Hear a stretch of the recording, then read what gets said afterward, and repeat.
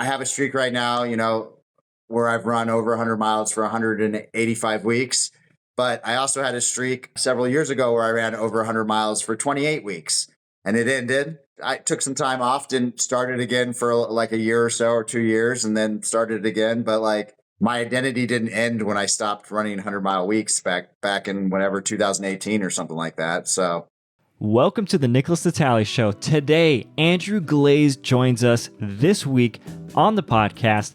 Andrew is an ultra marathon runner who has ran 100 plus miles a week for 200 weeks and counting. I'm gonna let that sit a little bit. How insane is that? Andrew has held the #1 spot on Strava for months at a time, having clocked over 23,000 miles in a matter of 3 years. I'm not talking in a car. This is a human being on their feet. Andrew has ran in multiple ultra marathon races that are as long as 300 miles.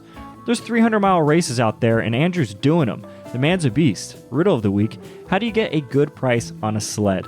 Stay tuned to the end of the episode to find out. Let's get started.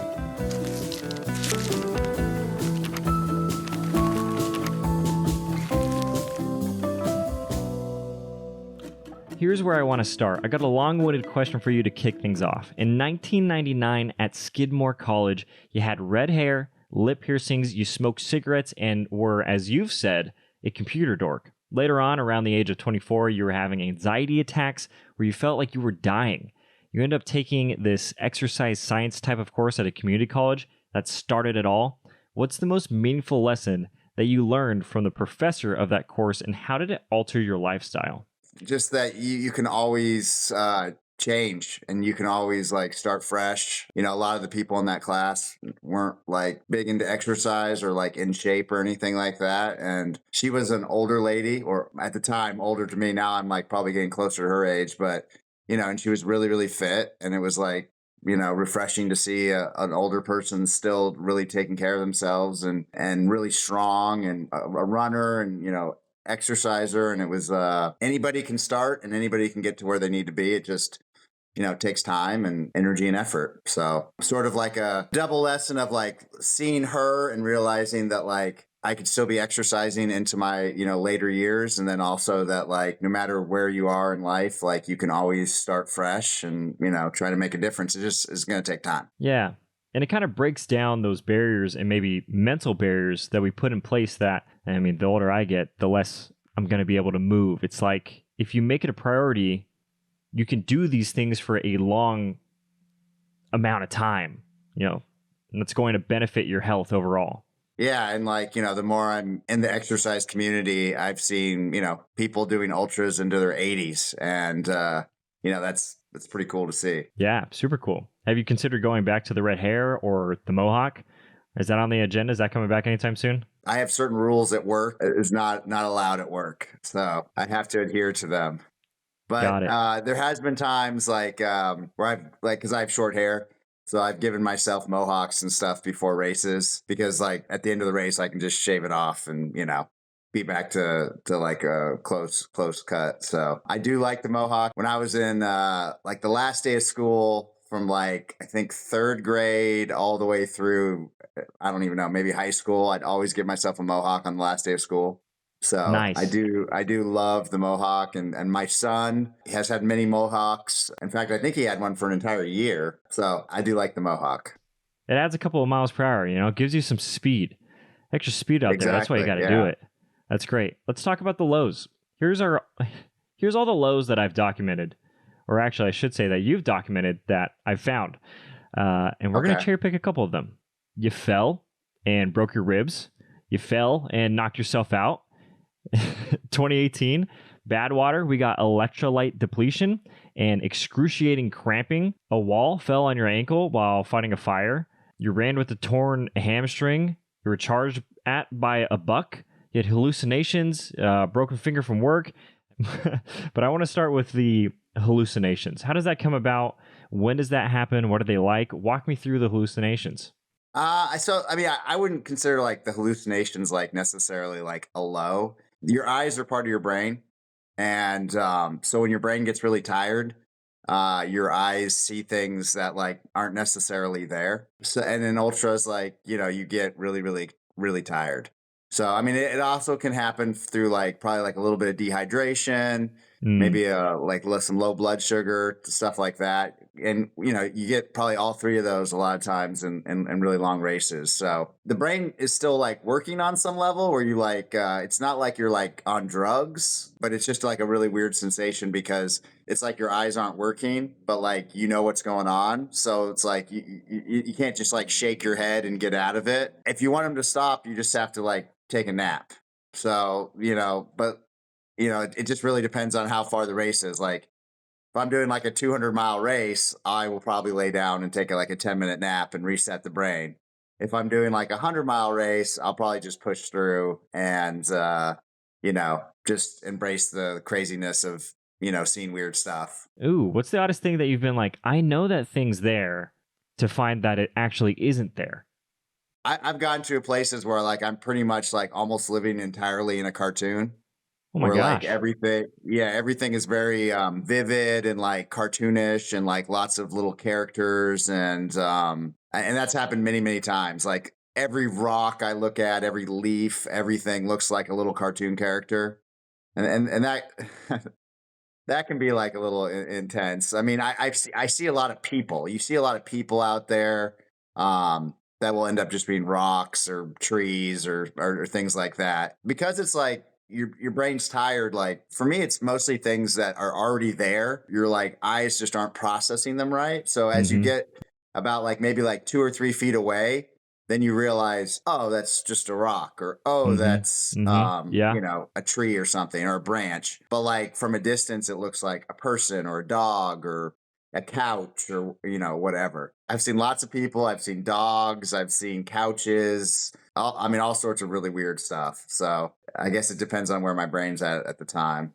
Yeah, hey, it's exciting. You know, if you're not running with the crew, might as well see one running with you. You know, it's a pace. You Yeah, know, a pace yeah. to run with you. I think most people will experience it in an ultra if they really get really fatigued and you know stay out there for a long time. Hey, Nick here. Hope you're enjoying the episode. Since you're here, it'll take 30 seconds, less than 30 seconds to leave a 5-star review on the platform you're listening on, and it will help us reach more listeners. How nice is that? That'd be a really nice thing. If you want to go the extra mile, feel free to pop into our Patreon at patreon.com/NicholasItali for early releases to episodes. Thanks. Back to the episode. Yeah, well, speaking of, since you don't run with a crew or have a pacer most of the times, what's your fueling strategy? And what are the consequences of missing a beat in your strategy or your process? I've been running 20 years and like I've tried pretty much every type of goo, gel, chomp, Yeah. you know, solid food that you can think of. And I just find something that works for me. And then I just use it until I literally get so sick of it that I cannot like put it in my mouth anymore. So right now I'm eating like goo chomps. I think they're in a Yep. goo chews or something Uh-huh. like that, which are just like it's like 180 calories in like a little bag. Sweet. They're kind of like gummy bear type Mm. things. That's for right now what I'm eating, but probably in like 3 months I'll be eating something else because I'll be so sick of these things. Like literally, I get so sick of them by the end of a race that like I don't even want to look at them for like a couple weeks. But Mm. they work well with my stomach. They give me energy and I can eat them during a race, but like I will eventually switch to something else. I'll eat those like in between aid stations, kind of like it just really depends on how long. Like maybe like one or half a bag every hour or so. And then when I get to the aid stations, I like to like graze and try to get as many calories in as I possibly can. I mean, depending on like what point I'm at the aid station. If it's like mile 7, it's like the first aid station, I'll probably just like shove some watermelon in my mouth or whatever they have that's like really like quick and easy. But like as it gets later on in the ultras, then I'll start eating a little bit more extensively on like what they have. I like to get calories at aid stations. I like to eat solid food. That's been my strategy for a while. But you know, and then there's like all sorts of different types of ultras. Like I do like looped ultras where I'm running a 1 mile loop for, you know, 100 miles. And if that's the case, then I have access to food and water whenever I want. Then I'll bring a little bit more bougie stuff. Like I like avocado sushi and things like that. So potatoes, I'm big on potatoes and avocado. Those are, if I could like pick my own stuff, that's what I would eat all the time. Just avocado sushi and potatoes. But it's, you know, Nice. you can't really put that in a drop bag and, you know, it's, Expected to survive. Yeah. in California, we a lot of times they will have some those things in aid stations, but as you venture out into other places, then, aid stations are very, very different. So, Yeah, I can imagine. I like the word that you used, graze. I like the graze on things, these things. That's such a good descriptor too, because I can see you just filtering through. Like, you know what? This is gonna work today, or this thing's not going to work today at all, and I'm just gonna have to keep pushing through.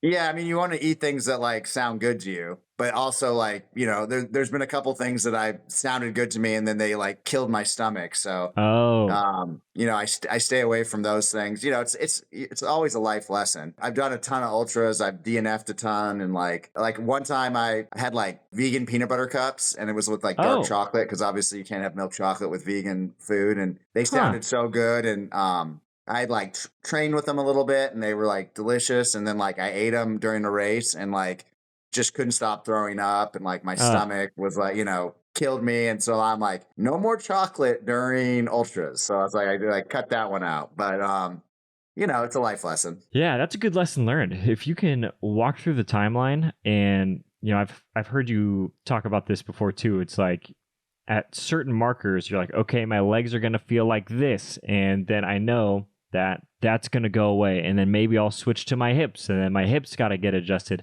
If you had to walk me through a timeline of each mile and each point where your body's going to go through something, what do you typically anticipate in a 100 miler or more? It's really going to depend on like how much vert and everything's in it. But normally, like, I feel pretty good like the first 20 or so miles. And after that, maybe I start to go off the rails a little bit. Like it can really vary, but like normally it's like, maybe my hamstrings feel tight or my hips feel tight, or, I'll start getting like little pains in my ankles or stuff like that. Just overall, like maybe sometimes lower back, shoulders. I mean, I'll just start feeling all these little like nagging pains, and they'll like migrate, it'll like my lower back will hurt for a couple miles, and then like you space out, and then all of a sudden it's like it doesn't hurt, and you just don't even realize that it stopped, but then like now your hips hurt. And it normally goes on till mile 50, 55, something like that. And then after that, like I don't normally experience like a whole lot of like body pain. I don't know if it's like at that point everything like goes numb, or like, I've heard that like, the body like experiences pain, and it's like sending you these like, pain signals, pain signals, pain signals. And then eventually it's like, okay, you're not listening. And then it just Yeah. gives up. I don't know if Yeah, that's true, sure. but like it seems like that's sort of what goes on, is like telling you things, and then eventually, if you don't listen, it just stops. So Yep. yeah, and like a lot of times, like I get like my lowest low between like mile 55 and 60, like where I really just feel terrible, and like at that point, you're probably like 12 hours in, 10 to 12 hours in, and like you've already missed a couple big meals, and you're transitioning into nighttime, and there's a lot of things going on. And I think that's, you still have 50 miles to run, or you still have 40 miles to run. It's mentally hard. It's physically hard. And then I break through that. And then, then every step is a little bit closer to the finish. So it feels a little bit better. Man, hot dog. Yeah. I mean, at least since you have the experience of doing them so often, you're like, I feel like that voice inside your head that's like, my leg is hurting, or those little pains that you're talking about. It's like, I kind of think you're a liar, You get Yeah. to tell your voice that. And Yeah. I kind of know that voice. You're just trying to get me to stop, and I don't want to do that. Yeah, I mean, and I do have that talk with myself sometimes where I'll be like, "What are you trying to tell me right now, body? What's the overall goal here? Unless there's blood or bone, like the injury is probably all right." Yeah. All right. Well, let's switch over to the highs then. So I don't think I really understood what a high could possibly look like a true runner's high, until I've seen some of the things that you've done. It seems like the ultra marathons, they strip down the layers until you're bare bones. Talk to me what the highs feel like, and how do they come about, How do they hit you? Back in the day when I'd do like half marathons, or I haven't done ultras my whole running career. Before I got into ultras, I did a lot of half marathons, 10Ks, 5Ks, all that stuff, and you get this Tough, like, moderate guy. yeah, tough mudders. You get like a high. It feels, I mean, it kind of feels like you're floating. You kind of like lose sensation in your legs, and you get like a rush of like goodness, and you're all over your body. Now in ultras, my high is more of like I feel emotionally overwhelmed. And so it's like almost like you just get bombarded with happy, sad, ecstatic, depressed, all like at the same time.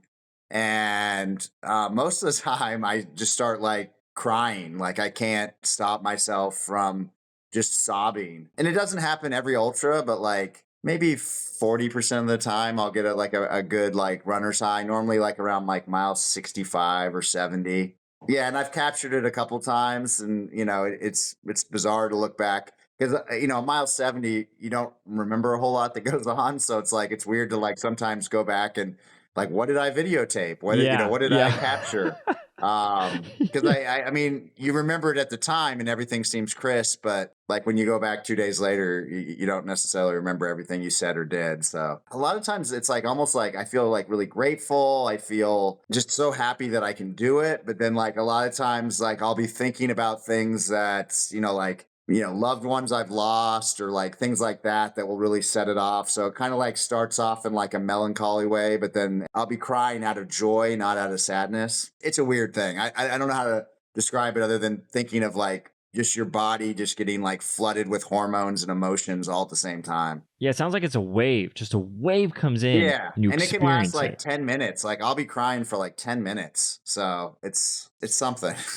Is this the same high that I feel like some runners would be like, I'm chasing the runner's high? Is that this? Is that the experience that we're thinking of? Is like we're waiting for this wave? Because it has to, like, I feel like maybe it's because in our everyday lives, we might live with the sense of we have a bit of a wall or our pedestrian selves. We have some niceties. But like when you're in that experience, it's like there's no walls. The fatigue sets in, you're pushing your limits, and then you get to the core of it. Is this what these runners are chasing after? Is that the runner's high? I think they're chasing after more of like what I described in the beginning, where you feel like literally like you're getting high. I've had surgeries and stuff where they give you like painkillers and like, like when you take a painkiller, it like kind of makes your whole body warm and then the pain goes away. I mean, it kind of feels like that. I mean, it literally feels like your body like gets this like warm sensation, and then like you don't really feel your legs. And if you're in the middle of like a hard race, that's kind of like an awesome feeling to have because you're pushing yourself, you're redlining, you're like going really hard, and then all of a sudden you don't feel all the resistance that you should be feeling, and so you really can like push yourself harder during those times. And I think that's probably what they're chasing. What I'm experiencing is like probably some sort of weird ultra marathon Mm-hmm. high. But sometimes when I post those videos, I get a lot of half marathon 10Kers that say they experience the same thing and get really emotional during races. So maybe it'd be a fun experiment for some sort of scientist to look at. Yeah, any scientists listening, please. Let's start. Andrew Glaze is signing up to be the lab rat for this experiment. Right. I'll run until I cry. Okay. All right. Here's what I know too. There is an ultra marathon running guru of sorts that you run with from time to time, and he's taught you patience on these longer runs. And I believe his name is Ray Sanchez. How do you know when it's time Yes. to drop the hammer? What does that look like? I guess like the way I used to think about it is I used to go hard in the beginning and I would try to get to the pain cave like as fast as possible. The pain cave. That's And great. then sort of like once you're there, you can like, I would negotiate it. And now it's like what he's taught me is more or less just to like hold back. It really depends on the distance, but like to hold a lot back in the beginning, let everybody pass you. Don't get your ego like upset. And then towards the end, which could be mile 70, it could be mile 80. I mean, it depends on the race. Like it depends on like if there's a huge mountain at mile 70, you're probably not going to like drop the hammer until you're up and over the mountain. But Mm-hmm. it just depends. And then like hopefully if everything went to plan, you held enough back that you feel really fresh and good the last 20 or 30 miles and you're able to like kind of just drain the tank at the end. Whereas before it was like I would go hard in the beginning and then at the end, most of the time I'd be just a train wreck and you're just like, just trying to survive. But if you hold back in the beginning, not even the beginning, like the first 70 miles, like you normally will have a little bit, left at the end. 70 miles is so far to run. And everyone that's passing you in the beginning has to get to that 70-mile mark. And that can take a lot of people out. I've run races where guys ran just ridiculous, like half marathons and marathons, like so freaking fast. And it just blew me away.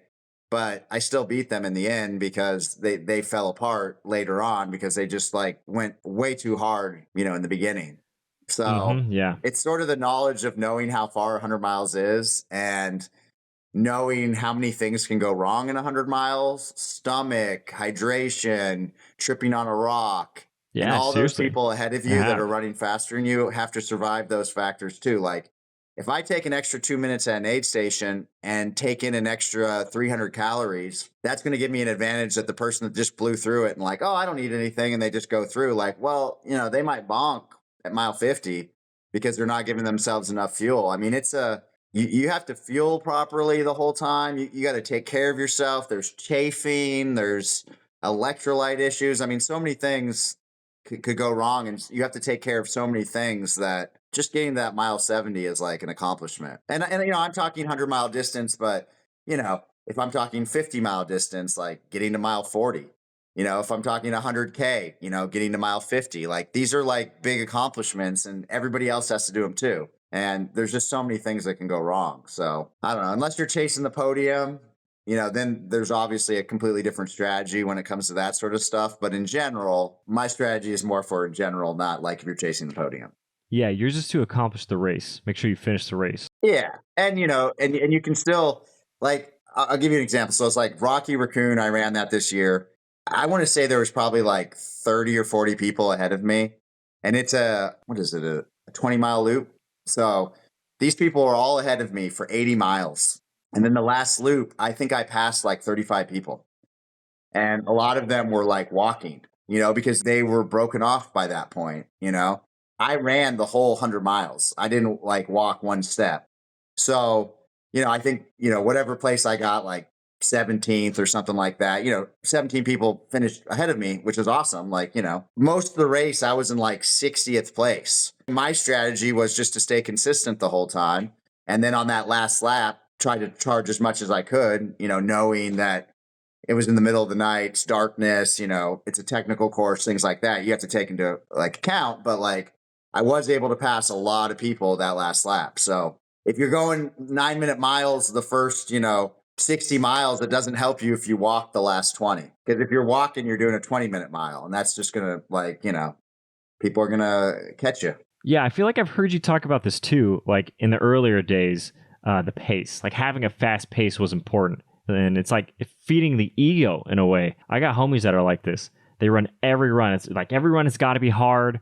Like I got to keep my pace, a certain way. And I think there's so much merit to what you're saying of like, hey, throw the ego out the door. Let's play the long game here. And yeah, when everybody else is starting to fall apart at the last, you're 80 miles in and the last 20 people are falling apart. That's when the strategy is in place. I'm not worried that you're going to pass me early on because I'm using my pace. I got this slow pace. I'm going to take my time with this. I'm going to catch up and I'm going to pass you. And, that's always, it's hard. It's hard to like, if you're real competitive, it's hard to have people like pass you. Everybody's got to race their own race. And, when I train, it's hard for a lot of people to like train and run slow and do all that stuff because there's a lot of really negative people on the internet. And if you're putting your stuff out there, then people write terrible things on your page and, judge you and do all these things. And it's an unfortunate aspect of putting yourself out on the internet. So then the other solution would be like, don't put any of that stuff on the internet and just do your own thing. But, I think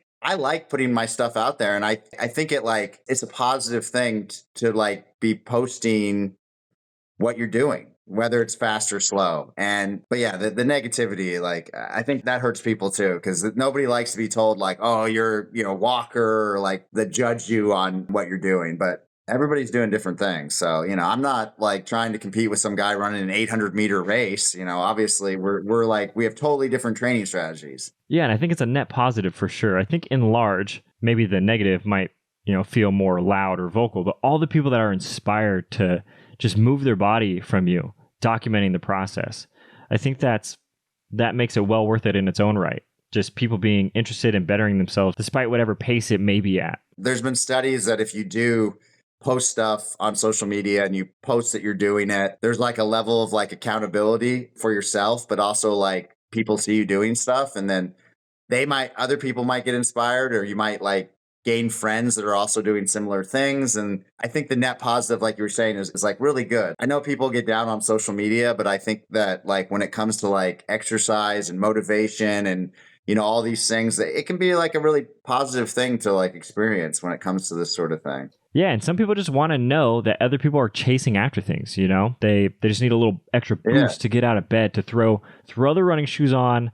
So yeah, it's definitely worth it. Yeah, exactly. I mean, I get messages all the time where people are like, I wanted to take the day off, and then I saw that you ran this morning, and I went and ran 2 miles. And it's like, well, that's 2 miles more than you were going to do. And it might not feel like a lot, but it's still significant when it comes to your body and your health. Let's get into some self-talk here. It's something that I try to remind myself is like every rep counts, There isn't any reps that aren't being counted, because, they are. And the 1 mile you do, you're logging that. It's not a rest day. You're getting out there, You're smashing a mile. That definitely counts. So it's totally worth it. It helps your metabolism, and it helps, all sorts of, it does all sorts of positive things. Might help your mental health. Like, there's times where I run and it doesn't have anything to do with like training for an ultra or doing anything like that. It's just 100% mental health, so you could just be doing it for that too. And, not everybody is just training for a race and wants to run fast and wants to like improve their time. Like some people might be out there running just because they like want to feel good and like clear their head. If they don't do it, then they feel sad or like depressed. And like, I think that's great too. Like, again, we shouldn't be judging people on what they're doing, like just encouraging. And if they have a goal, then like, they can get a coach, or like, they can find some sort of plan online and follow it, and, they can reach their goal. But like in general, like everybody's doing different things. Yeah, running is a great antidepressant. I think exercise in general is a great, probably one of the best antidepressants we can come about. Getting outside, the natural light. If you're running outside on the trails, ooh. Yeah, getting a lot of vitamin D for sure. I mean, and that's great for being sick and all that sort of stuff too. I mean, running, biking, anything where you're outside, I feel like, and you're using your cardiovascular system, it's going to have a net positive for your mental health. Yeah, I agree. All right. Hey, let's talk self-talk. You got a handful of mantras that I like. Okay. One of them that I already mentioned earlier, drop the hammer. I love that. The other one, feed your legs. Ever just say, what am I learning right now? And then you brought it up again. What's my body trying to teach me? And I know at some point in these races, survival just kicks in. You're like, your brain shuts off and you're just making things happen. But when you hit some of those walls, how are you talking to yourself? Are you repeating those mantras? Are you just having like a full conversation with yourself? When my brain turns off, a lot of it, my mantra is really just like, kind of like I just keep reminding myself to just keep moving forward. Yeah, it's just like keep moving forward, keep moving forward, keep moving forward. I'll just like sort of repeat that sort of thing, because I realize in all the experience of all my races that stopping like is not a good thing. And even if you feel like you want to sit down or like or whatnot, if like even if you walk, you just start walking and you're just still moving forward, like every step's still a step closer to the finish. Some of those multi-day races where I'm out there for like 3-4 days straight, I'll have to get into that, like just keep moving forward, like mindset. When I run up on other people or come into aid stations, that's where like I really get into like the smile, you're doing it wrong. Because I want to like push out the positivity. One, I'm like super grateful that the aid station people are there to take care of me. So like, I want to be like positive to them. And then like if I run into other people during the race, whether it's like sometimes you have those washing machine style loops where you do like one clockwise, one counterclockwise. So you cross paths with a lot of people. If you smile at them, like you're pushing positivity to them. And like most of the time, unless they're really, really deep in the pain cave, like if I smile at someone, they instinctively smile back at you. Like they like almost like you can't like help it. Yeah. And, that triggers something in your brain. So it's like, you're only passing them for like a second. I smile at them. They smile back. They keep going. But maybe that smile like triggers something in their brain to get them past the low point. Or maybe then they smile at the next person and then that helps that person. But like, it's just that like, hey, we're all out here. We're like, we paid to do this. This is hard, but it's like fulfilling. let's smile. Let's enjoy this, right? It's painful, but we're enjoying it. And so like I like to push that out too. And then, if you're smiling, it's like it's just that positivity in your brain. In ultras, you can get into like these real negative self-talk things where you start focusing on the pain, you start focusing on all that stuff, and then all of a sudden it's like you want to quit. You start thinking about a warm bed, you start thinking about a good meal, you start thinking about like maybe I didn't train enough, or like you start all these little things start like chirping in your head.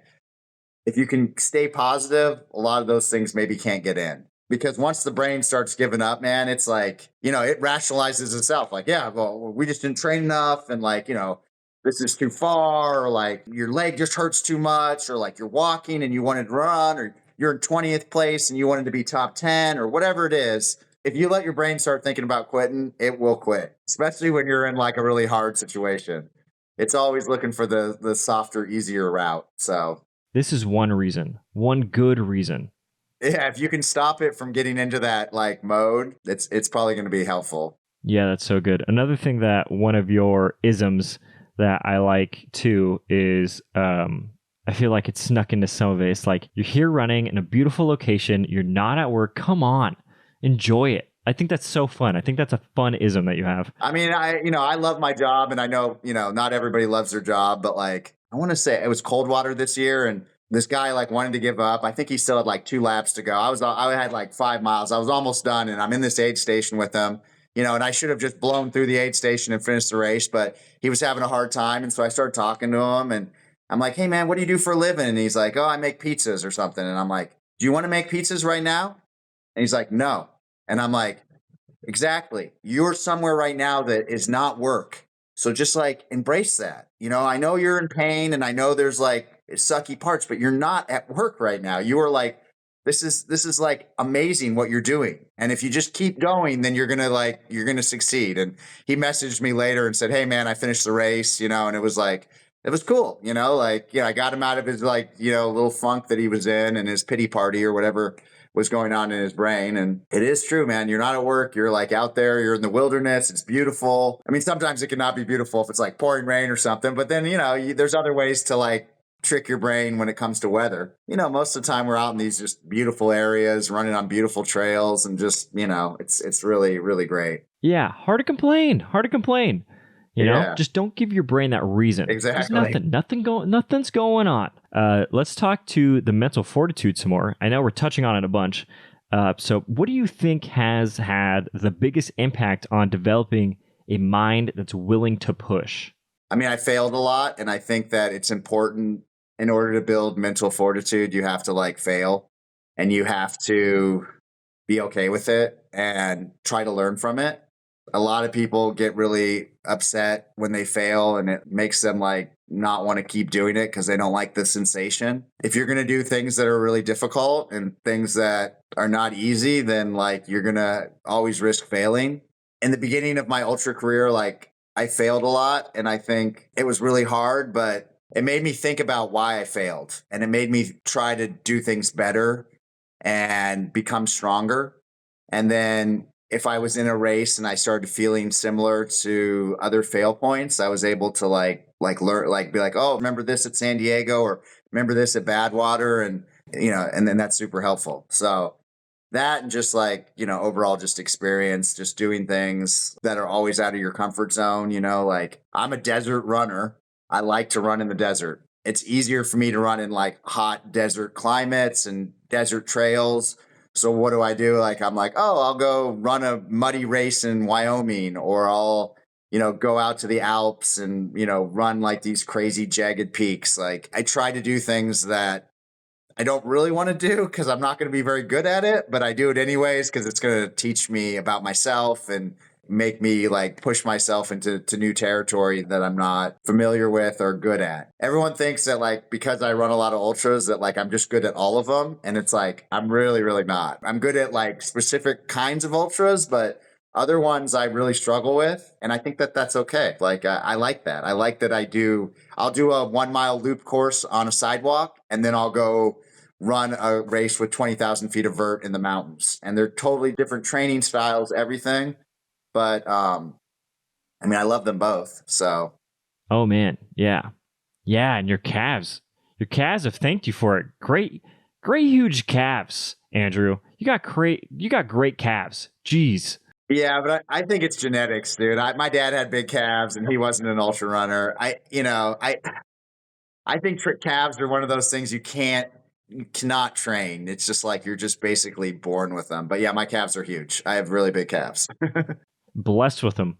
All right. So you said the 1 mile loop on a sidewalk. I'm gonna take a shot in the dark here. I know you do a loop around the fire station, and here's my segue into the next question. How has running impacted how you mentor the younger guys on things like PTSD and stress management or leadership in general? I mean, I definitely talk about it with them. It's not, I mean, not necessarily running, but ever since I got into the fire service, I've always been obsessed with exercise and working out. I realize that everybody has like a different like plan when it comes to working out. I got into a department that was like sort of like half really old guys that hated working out, and then like Mm-hmm. a younger generation that was coming in and we liked working out. Luckily, most of those older guys are all gone. It took time for them to retire and whatever. And then since then, we've hired a younger generation. And it's just that encouragement of understanding that one, it's firefighting is a very physical job.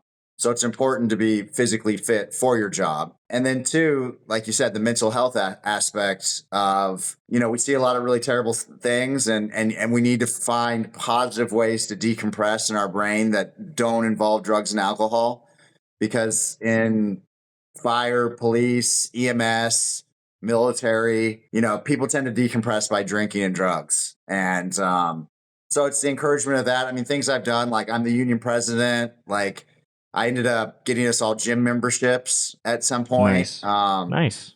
And the union pays for that. I got a whole bunch of people starting to go to the gym, because before that, it was like you only went to the gym if everyone on your crew that day had a gym membership. And so, Mm. people didn't end up going. Now it's like every day everybody goes. So even if it's like the old guy that's like kind of out of shape, but he goes in there and walks on a treadmill, it's like, hey man, he's still moving.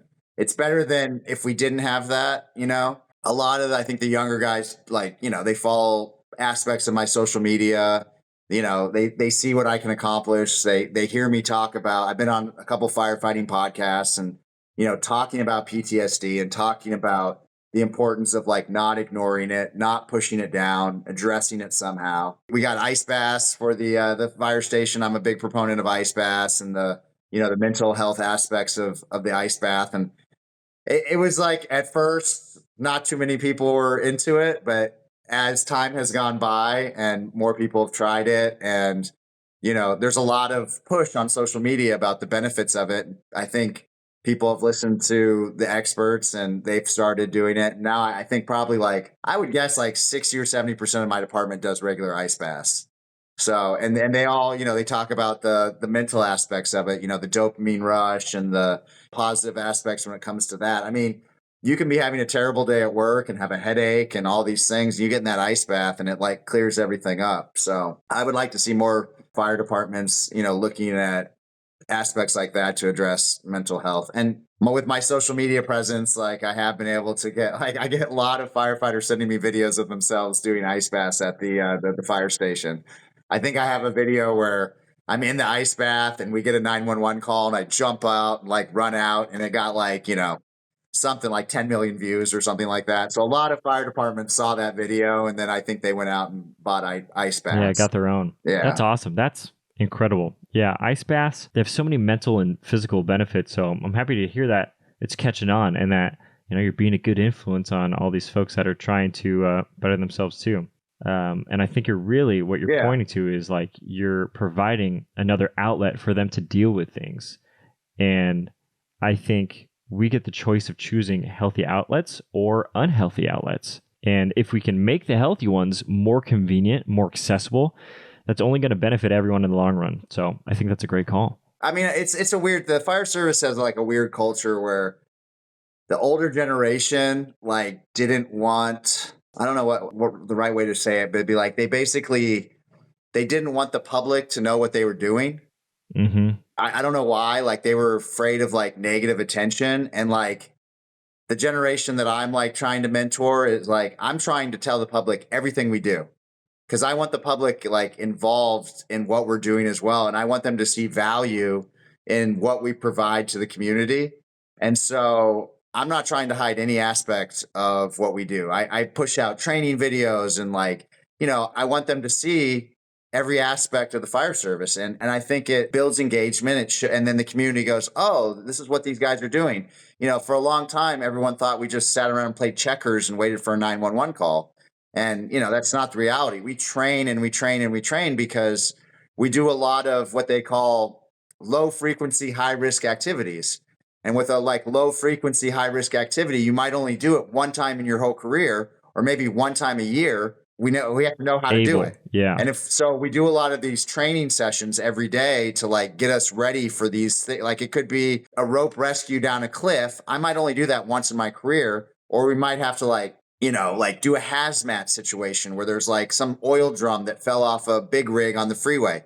These things don't happen every day, but like there's risk involved in it. So letting the community know that we're doing all these things is, I think, really, really positive. But the older generation didn't like that. So it's a culture shift. Yeah, it'll take time. As things do to change and adapt and gain momentum. So I think that'll help. Exactly. Here's what I got for you. Another question coming in hot. Fiery question for the firefighter himself. I want to touch on identity because I've seen you say that your identity isn't tied to the streak or the run or mainly this idea, maybe even Strava. Your identity isn't tied to Strava, all that stuff. What is your identity tied to then, if not those places? I think my identity would be tied to that I like to do hard things.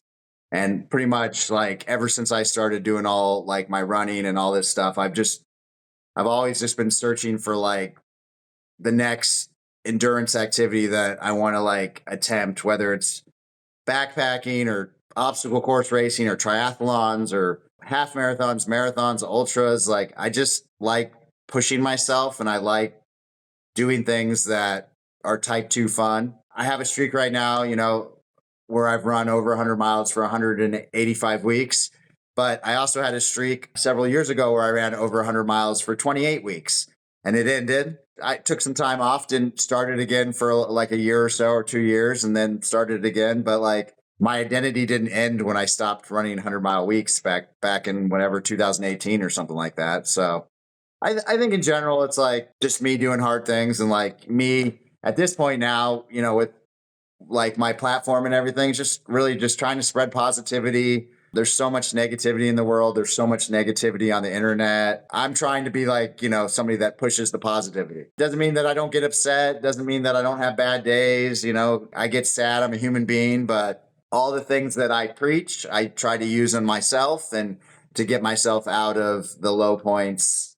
Just like my low points in an ultra, I try to use the same techniques to get myself out of the low points in life.